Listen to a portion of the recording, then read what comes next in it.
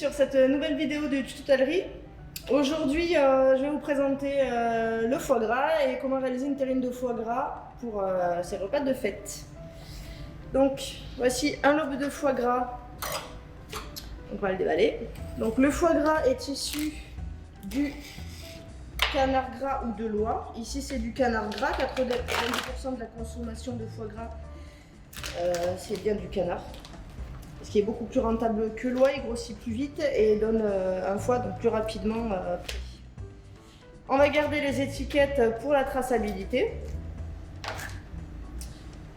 Un foie gras pèse en moyenne entre 500 et 600 grammes. Si vous le prenez moins lourd, il risque d'être plus sec, et si vous le prenez trop lourd, il risque d'avoir beaucoup de pertes.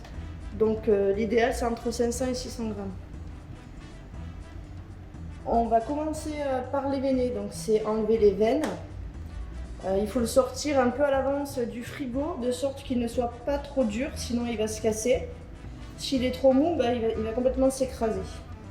Ceci dit, pour la terrine, c'est pas très grave parce qu'il va se recomposer quand même à la cuisson. Donc vous voyez là, on les voit, tous les veines, tout le réseau. Là, il est un peu froid.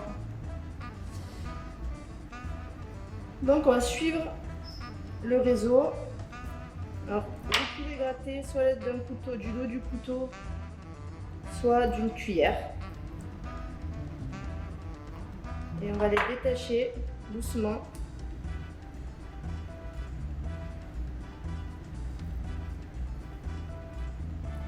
Donc vous pouvez séparer en deux morceaux.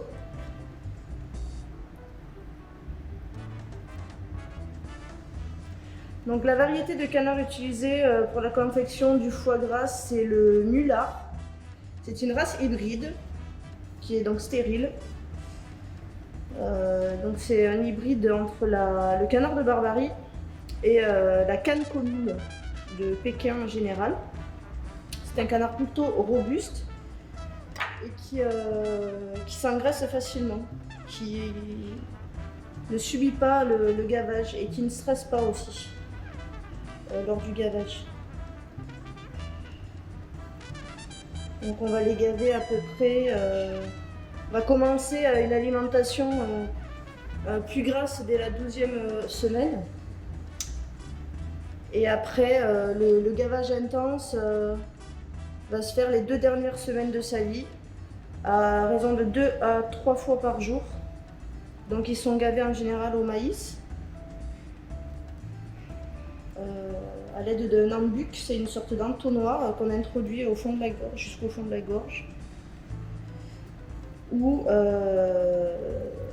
d'une gaveuse industrielle. C'est comme un entonnoir aussi, sauf que l'embout est flexible, ce qui permet d'éviter de blesser le canard. Donc les régions en France où on va trouver plus d'élevage de canards, c'est le sud-ouest et l'Alsace. L'Alsace était un gros producteur de foie gras d'oie. Maintenant, au vu de la demande, c'est plus le canard. On en trouve aussi en Normandie, en Bretagne, en Val-de-Loire. La France est le premier producteur mondial, importateur et exportateur de foie gras. Dans certains pays, le gavage d'oie est interdit. En 2005, c'était en Israël. À Israël, c'était le 4e pays producteur de foie gras, mais le gavage est interdit. Et depuis 2012, Arnold Schwarzenegger a interdit le gavage en Californie. Donc voilà. Alors s'il y a trop de traces de sang, vous pouvez le faire tremper dans du lait. Donc là je regarde s'il ne reste pas des petites veines. Voilà, une fois qu'il est comme ça, donc je vais le décoller de la tranche sans abîmer. Et de l'autre côté, en fait, j'ai pas abîmé le lobe. Je vais le mettre dans une plaque à débarrasser ou un saladier. Alors l'idéal c'est plus il va être frais en fait et moins il y aura de perte à la cuisson. Donc la perte c'est en gras. Donc, le mieux c'est dès que dans le jour où il est tué en fait d'utiliser le foie. Sinon dès que vous l'achetez. Vous le trouvez en surgelé aussi.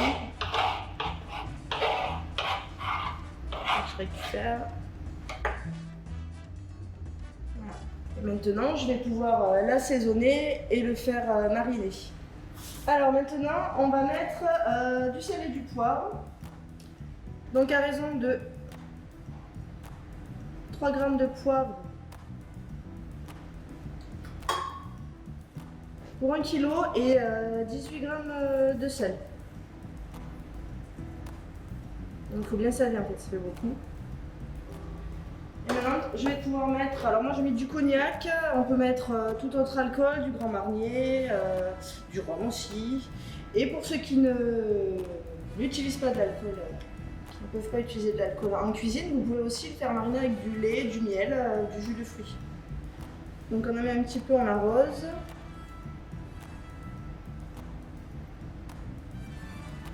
Et pour bien faire pénétrer l'assaisonnement et l'alcool, je vais un petit peu le masser.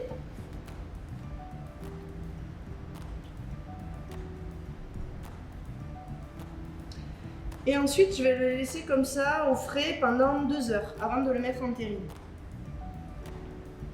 Alors, bien sûr, on le filme et on le garde au frais. Le foie gras a reposé pendant 2 heures, donc maintenant on va pouvoir le mettre en terrine. Alors terrine ovale, les terrines rectangles, les moules à cake si vous avez 2 gros lobes, enfin 2 lobes. Donc pour mettre en terrine, on avait séparé en 2. Donc, on va prendre le foie gras, on va mettre le côté pas abîmé au fond comme ça. On va un petit peu le tasser, faire échapper l'air, bien homogène.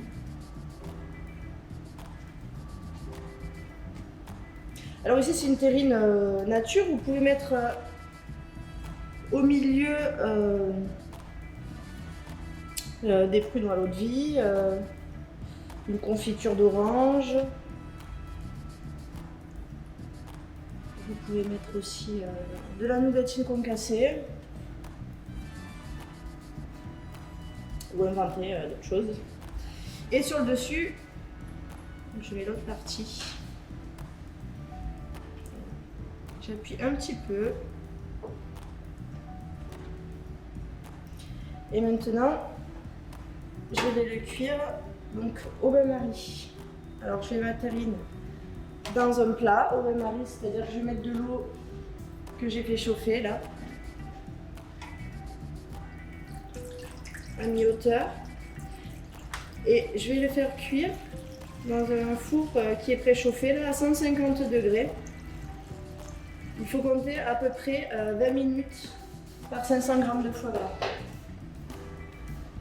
Donc pour vérifier la cuisson du foie gras, soit si vous avez une sonde chez vous, vous sondez à cœur, il doit être à 45-50 degrés parce que c'est une terrine de foie gras mi-cuite. Sinon à l'aide d'un couteau ou d'une aiguille à brider, vous coupez et vous testez au bord de la lèvre. Si le couteau est tiède en fait, c'est qu'il a la bonne température. Alors on le fait une fois, mais c'est pas hygiénique, hein, on peut passer au restaurant. Donc voilà, le foie gras a refroidi, donc je l'ai mis au réfrigérateur toute la nuit. Donc là, je vais récupérer le gras pour le faire fondre et vous allez voir la presse. Je vais enlever la presse que j'ai mise à la sortie du four. Donc ça c'était toute la graisse du foie en fait qui est remontée pendant la cuisson.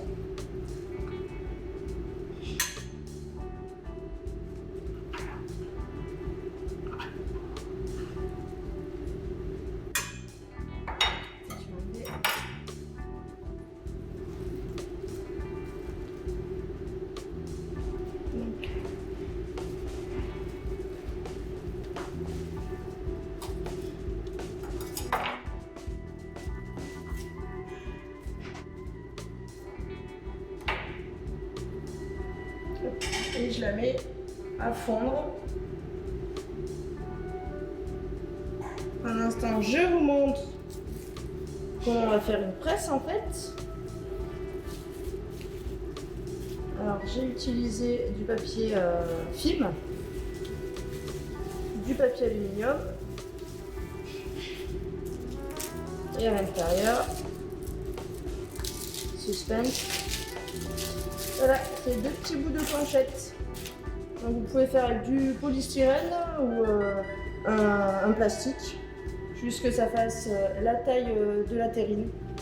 Par contre bien emballé, hein, pour l'hygiène.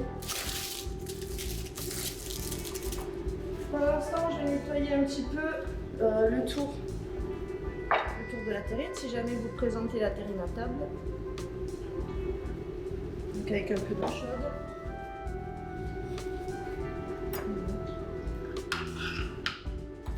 Et maintenant que tout est fondu, je vais le remettre au-dessus. Ce qui va faire une couche hermétique qui va protéger le foie gras. Donc là, comme ça, je vais le remettre au frais pour que le gras se fige, pour pouvoir le démouler et le découper. Et comme ça, en fait, vous pouvez le garder pendant 8 jours au frais. Donc maintenant, on va pouvoir démouler la terrine. Alors, il y a deux façons. Soit vous la mettez dans de l'eau chaude, ce qui va permettre de fondre un petit peu le foie gras et elle va se démouler. Soit on va la chauffer au chalumeau.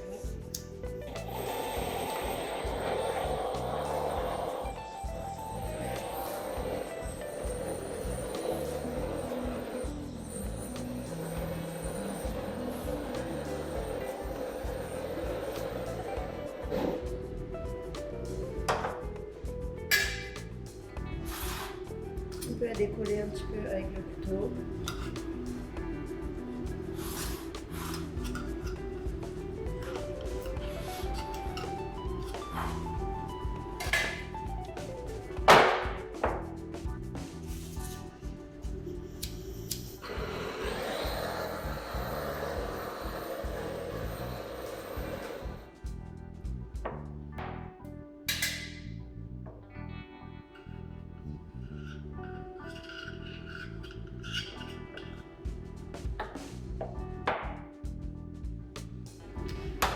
Voilà.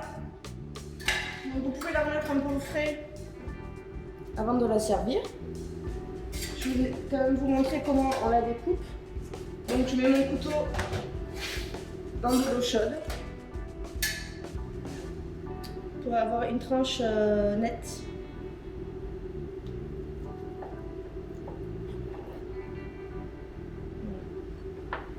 Bon bah maintenant, vous jouez, hein. Bon appétit en tout cas.